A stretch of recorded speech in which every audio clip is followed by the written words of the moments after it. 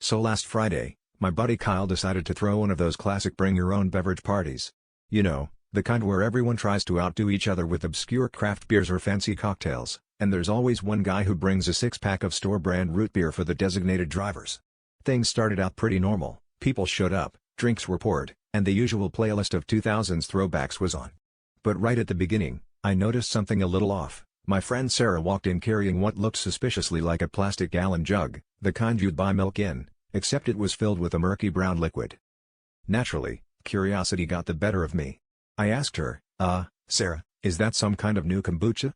She just winked and said, "Trust me, it's a party starter," and plopped it down among the IPAs and lemon lime seltzers.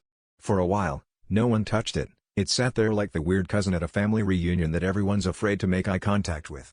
But eventually, after a few rounds of flip cup, someone, Dave, of course it was Dave, decided he was brave enough to pour himself a glass.